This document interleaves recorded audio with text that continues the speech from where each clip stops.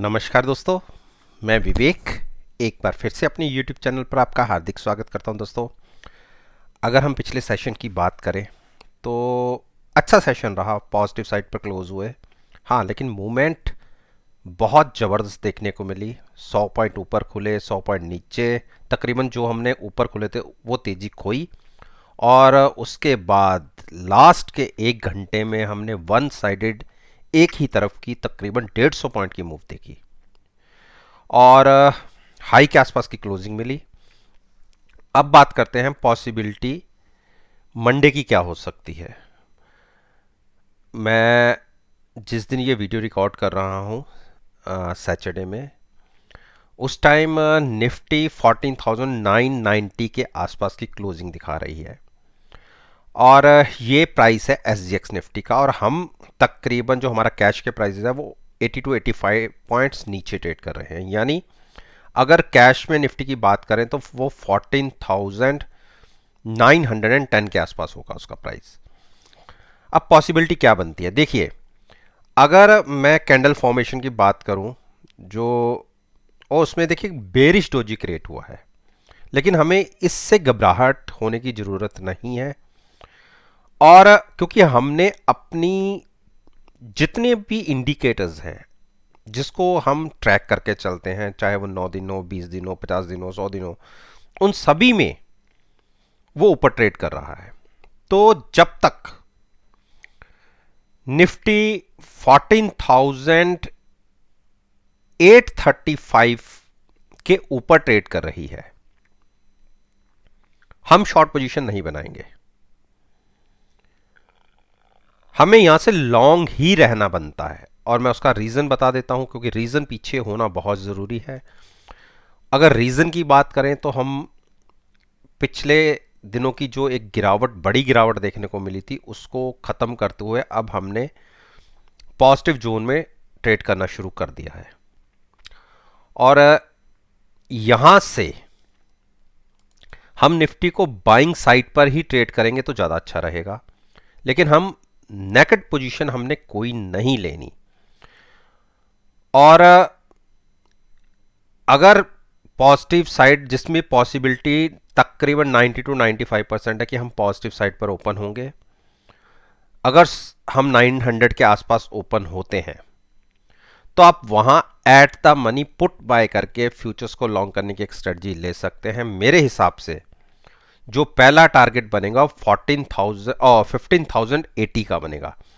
50,080 cross करने के बाद जो अगला टारगेट होगा वो तकरीबन आप मान के चलिए 15,200 के आसपास का होगा। तो हम अपसाइड पर फिलहाल ध्यान रखते हैं जब तक निफ्टी 14,835, 30 या 40 के ऊपर ट्रेड कर रही है, तब तक शॉर्ट नहीं सोचना। अब बात करते हैं बैंक निफ्टी। देखिए, बैंक निफ्टी ने जो पिछला थर्सडे का सेशन क्लोज किया है उसमें एक बहुत अच्छा साइन दिखाया। देखिए, जो मेरी ये एक इंडिकेटर था जिसमें तोड़ के ये बार बार नीचे चले जाती थी बैंक निफ्टी, मैं थोड़ा सा और एक्सटेंड कर देता हूं। और देखिए, जो थर्सडे का सेशन है इसके ऊपर क्लोज हुआ है, ये मेरी ब्लैक लाइन था, और 9 डेज और 100 डेज मूविंग एवरेज के ऊपर आ गई है। तो अब एक इसको ऊपर रेजिस्टेंस फेस होगी 34,325, एक जो स्ट्रॉन्ग रेजिस्टेंस दिखेगी। अगर इसे बैंक निफ्टी क्रॉस कर लेता है तो 34,650 ये एक टारगेट होगा। और 34,650 के ऊपर क्लोजिंग अगर मिल गई तो आप देखिए क्या जबरदस्त बड़ी मूव 36,000 तक की भी हो सकती है।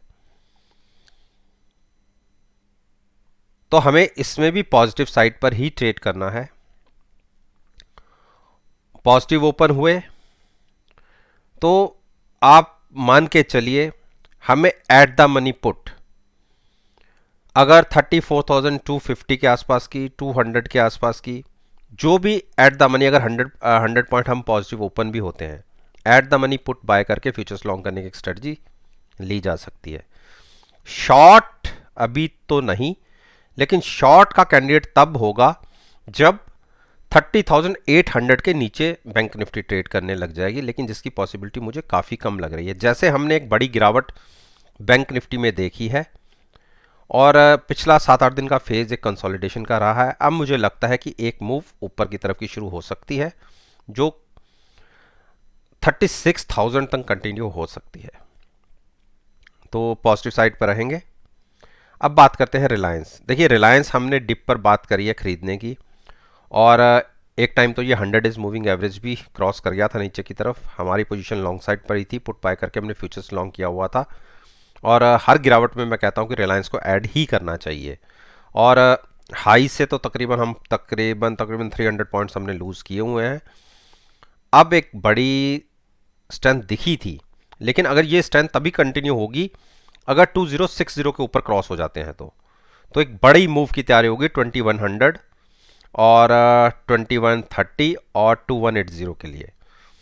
तो लॉन्ग साइड पर ही रहिए। अगर किसी ने नई पोजीशन लेनी है तो 2050 के ऊपर ले सकते हैं, at the money put buy करके फ्यूचर्स को लॉन्ग कर सकते हैं। शॉर्ट की भूल जाइए अभी। एचडीएफसी बैंक ने एक बुलिश डोजी क्रिएट किया है। 3-4 रेजिस्टेंस हैं, 15,010 15,020 के बीच में तकरीबन 2-3 रेजिस्टेंस है। अगर 15,020 क्रॉस कर जाता है तो आप 1560 तक के टारगेट देख सकते हैं। हमने तो इसे हर गिरावट पे बाइंग ही करने की कही है, कि मैंने कहा था कि ये रेजिस्टेंस जो 1460 के, इसे ब्रेक करना इसे बहुत मुश्किल होता है, और यहीं से ये आप देखिए बार बार वापस लौटता है। इंट्राडे में अगर देखें थर्सडे में तो 1480 के एक लो लगाए इसने, लेकिन एक शार्प रिकवरी भी देखी वहाँ से, लेकिन जो ऊपर के रेजिस्टेंस है उसे क्रॉस नहीं किया। तो जब तक 1520 के नीचे है तब तक वेट कर लीजिए। हाँ, 1520 क्रॉस करते ही एक काफ़ी बड़ी शॉर्ट कवरिंग रैली देखने को मिल सकती है। जो शॉर्ट नहीं करते और जो लॉन्ग में ही रहते हैं, मैं उनके लिए बात कर रहा हूं। तो शॉर्ट तो अगर पहले देख ले, शॉर्ट के लिए अभी वेट कीजिए, अभी शॉर्ट मत कीजिए, जबकि स्टॉक बेरिश साइड पर ही ट्रेड कर रहा है, लेकिन फिर भी मैं इसको शॉर्ट करने के लिए राय नहीं दूंगा।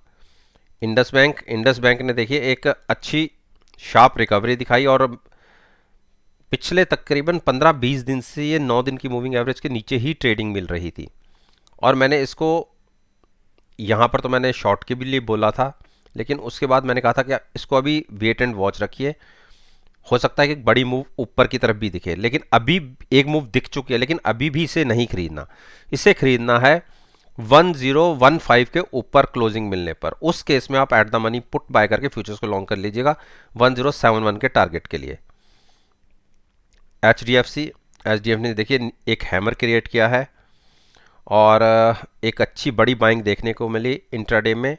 नीचे लगे 2500 के लो, और 2470 का ही मेरा ये टारगेट था, 100 डेज मूविंग एवरेज, जहाँ से ये स्टॉक बार बार लौट आता है। और मैंने कहा था कि यहाँ पे भी मैंने कहा था कि एक बार पुट लेके आप लॉन्ग रहिए, और देखिए कहाँ तक हमने एक रैली देखी थी तकरीबन 150 पॉइंट की, और उसके बाद एक गिरावट भी दिखी है। ऐसा नहीं मैं कहता कि मैंने केवल आपको यही कहूँगा कि हम पॉजिटिव साइड पर ही गए, लेकिन यहाँ से एक गिरावट भी दिखी और फिर से हम उसी के आसपास आ गए थे। लेकिन मेरा मानना था कि अगर हम 2500 के आसपास की पुट बाय करके फ्यूचर्स को लॉन्ग रखेंगे, अभी भी कोई ऐसी हमें देरी नहीं हुई। अब हमारा स्टॉक क्लोज हुआ था 2547 के आसपास। अगर यहाँ की पुट बाय करके भी हम फ्यूचर्स को लॉन्ग रखें तो एक 2570 तक की एक रेजिस्टेंस, अगर उसे क्रॉस हो जाता तो एक ज़बरदस्त रैली फिर से देखने को मिल सकती है एचडीएफसी के अंदर। तो लॉन्ग साइड पर ही हम रहेंगे इसके अंदर। जिन्होंने नई पोजीशन लेनी है तो वो तो 2570 के ऊपर लें, लेकिन हमारी पोजीशन नीचे से पुट बाय करके फ्यूचर्स लॉन्ग किया है, जिसके अंदर हम अभी भी कंटिन्यू रहेंगे, शॉर्ट नहीं करना पसंद करेंगे। कोटक महिंद्रा बैंक ने देखिए 1768 के आसपास फिर वहीं से वापस लौटा है। पिछले 3 बार के प्राइसेस को अगर देखें तो 1768 या 1750 मान लीजिए, यही प्राइस वो थे जहां से ये स्टॉक बार बार वापस लौट आता है, और अब इसने 100 डेज मूविंग एवरेज के ऊपर क्लोजिंग दी है। अब लगता है कि ये एक टारगेट ऊपर का 1840 का दिखा सकता है। उसके बाद अगर 1865 क्रॉस होकर ऊपर क्लोजिंग मिल जाती है तो एक बड़ी शार्प रैली तक शॉर्ट कवरिंग की देखने को मिल सकती है। तो जिन्होंने इस स्टॉक के अंदर लॉन्ग में ही रहना है तो वो तो एट द मनी पुट 1800 के आसपास की बाय करके लॉन्ग में रह सकते हैं, क्योंकि दो इंडिकेटर्स को क्रॉस करके इसने क्लोजिंग दी है। लेकिन रेजिस्टेंस है ऊपर 1840 और 1865 की, ये क्रॉस हो जाते हैं तो एक अच्छी बड़ी स्ट्रेंथ स्टॉक के देखने को मिल सकती है। आईसीआईसीआई बैंक में तो हमारी पुरानी पोजीशन 630 की पुट के साथ फ्यूचर्स लॉन्ग थी। पुट में तो हमने अच्छा ह्यूज प्रॉफिट जनरेट किया था और पोजीशन को आगे कैरी किया, और देखिए वहाँ से हम फिर से अच्छी क्लोजिंग दे दी और बहुत अच्छी क्लोजिंग आई है आईसीआईसीआई बैंक की। तो अब इसमें एक बड़ी रैली देखने को मिल सकती है, तकरीबन तकरीबन 650 तक की। तो आप ये मानिए कि 599 की क्लोजिंग मिली है। पॉजिटिव साइड अगर 60345 के आसपास अगर हम ओपन भी हुए, एट द मनी पुट 600 की बाय करके फ्यूचर्स को लॉन्ग करने की एक स्ट्रेटजी बनेगी। 640 का पहला टारगेट, 660 का सेकंड टारगेट, शॉर्ट नहीं।